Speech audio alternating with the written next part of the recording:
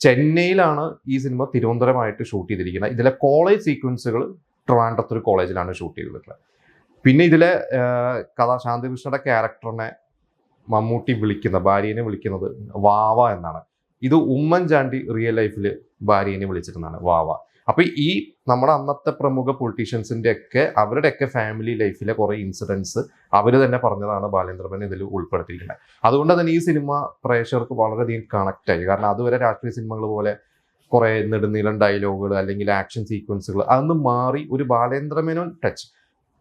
അത് ശരിക്കും പറഞ്ഞാൽ ഈ സിനിമയിൽ നമ്മളിപ്പോൾ കാണുമ്പോൾ പല ആളുകളും വിചാരിക്കുന്ന ഒരു സത്യൻ അന്തിക്കാട് സിനിമയാണത്. കാരണം സത്യൻ അന്തിക്കാടിന്റെ ഒരു സിനിമ പോലെയാണ്, പക്ഷെ അതിൽ ഒരു ബാലേന്ദ്രമേനോൻ ഒരു ടച്ചും വന്ന് അതൊരു ഫ്രഷ് ഫീലാണെന്ന് ഓഡിയൻസിന് കിട്ടിയത്. ഇത് 91 വിഷു സമയത്താണ് റിലീസ് ചെയ്തത്. അതൊരു ബാലേന്ദ്രമേനോന്റെ അന്ന് സിനിമകളൊക്കെ റിലീസ് ചെയ്യുന്നത് എപ്പോഴും ഫെസ്റ്റിവൽസിലാണ്. അദ്ദേഹം എപ്പോഴും 3 ഫെസ്റ്റിവൽ, അതായത് വിഷു, ഓണം, ക്രിസ്മസ്, ഈ 3 ഫെസ്റ്റിവൽസിനാണ് റെഗുലറായിട്ട് സിനിമകൾ റിലീസ് ചെയ്തിരുന്നത്. അപ്പോൾ അന്ന് ഫാമിലി ഓഡിയൻസ് എല്ലാം ബാലേന്ദ്രമേനോന്റെ സിനിമ എന്ന് പറഞ്ഞു കഴിഞ്ഞാൽ പോയിരിക്കും. അങ്ങനത്തെ ഒരു സമയം തന്നെയാണ്. ഒരു ഏകദേശം ഒരു 10 വർഷം 15 വർഷത്തോളം ബാലേന്ദ്രമേനോൻ അങ്ങനെ ഒരു ഇമേജ് ഉണ്ടായിരുന്നു. ഇപ്പൊ ഈ സിനിമയിലെ കാസ്റ്റിങ്ങിനെ കുറിച്ച് പറയുകയാണെങ്കിൽ മമ്മൂട്ടി, ശാന്തികൃഷ്ണ കഴിഞ്ഞാൽ പിന്നെ ഇതിൽ മമ്മൂട്ടിയുടെ പേഴ്സണൽ സെക്രട്ടറീസ് ആയിട്ട് ഉള്ളത് ജഗദീഷിന്റെ ഒരു കഥാപാത്രം ഒന്ന്, അത് ശശി എന്ന് പറയുന്ന ഒരു ക്യാരക്ടർ. ഇത് അന്ന് ആ സമയത്തെ ഒരു മന്ത്രിയുടെ ഒരു പേഴ്സണൽ ഒരു സ്റ്റാഫിൽ ഒരാളെ മനസ്സിൽ കണ്ടിട്ടാണ്. അതായത് മന്ത്രി അറിയാതെ കൈക്കൂലി മേടിക്കുക, അവസാനം മമ്മൂട്ടി ഇതിൽ പുറത്താക്കുന്നതൊക്കെയാണ്. അത് വളരെ രസകരമായിട്ടുള്ള ഒരു ക്യാരക്ടറാണ് ജഗദീഷിന്റെ. പിന്നെ അതേപോലെ തന്നെ മമ്മൂട്ടിയുടെ അമ്മയായിട്ട് അടൂർ ഭവാനിയാണ് ആ റോള് ചെയ്തത്. അടൂർ ഭവാനിയുടെ ക്യാരക്ടർ ഇതേപോലെ അന്നുണ്ടായിരുന്ന ഒരു മന്ത്രിയുടെ അമ്മ. അവര് മന്ത്രിമന്ദിരം ഭരിച്ചിരുന്നത് അവരായിരുന്നു എന്നായിരുന്നു അന്ന് പറഞ്ഞിരുന്നത്. അതായത് മന്ത്രിയുടെ അമ്മയാണ്, പക്ഷെ എല്ലാവരും ഭരിക്കുന്ന ഒരു അമ്മ ക്യാരക്ടറാണ്. പിന്നെ മമ്മൂട്ടിയുടെ സെക്രട്ടറിമാരായിട്ടുള്ള അബി കലാഭവൻ റഹ്മാൻ, അബിയുടെ ആദ്യത്തെ സിനിമയാണ്. ഇതിലാണ് അബി ആദ്യമായിട്ട് ശരിക്കും അവരുടെ ആ ഒരു നമുക്ക് ദിലീപ് നാദർഷ അബി എന്ന് പറയുന്ന ഒരു ഗ്രൂപ്പിൽ ആദ്യമായിട്ട് സിനിമയിൽ അഭിനയിച്ച് ഒരു മമ്മൂട്ടിയുടെ കൂടെ അഭിനയിച്ച് അന്ന് മിമിക്രിക്കാരുടെ ഇടയിൽ ഒരു സ്റ്റാറായി നിന്നിരുന്ന ഒരാൾ അബിയായിരുന്നു. അതിന്റെ തുടക്കം ഈ ഒരു സിനിമയിലൂടെയായിരുന്നു. ഇപ്പോൾ നമ്മളിതിൽ പറഞ്ഞു, ഇതിൽ പല ഉമ്മൻചാണ്ടി അല്ലെങ്കിൽ ജി കാർത്തികൻ ഇവരുടെയൊക്കെ ലൈഫിലെ ഇൻസിഡൻസ് ഒക്കെ ഇതിൽ ഉൾപ്പെടുത്തിയിട്ടുണ്ടെന്ന് പറഞ്ഞു.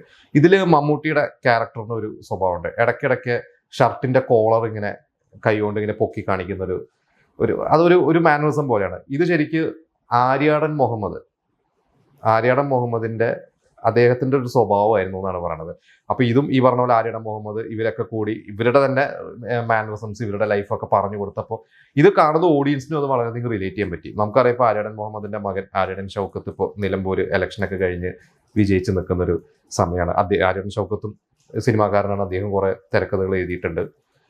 പിന്നെ ഇതിൽ കരമന ജനാർദ്ദനൻ നായർ, VK ശ്രീരാമൻ, ജോണി, അങ്ങനെ ഒരു വലിയൊരു സ്റ്റാർ കാസ്റ്റ് ഉണ്ട്. ഗണേഷ് കുമാർ അഭിനയിച്ചിട്ടുണ്ട്.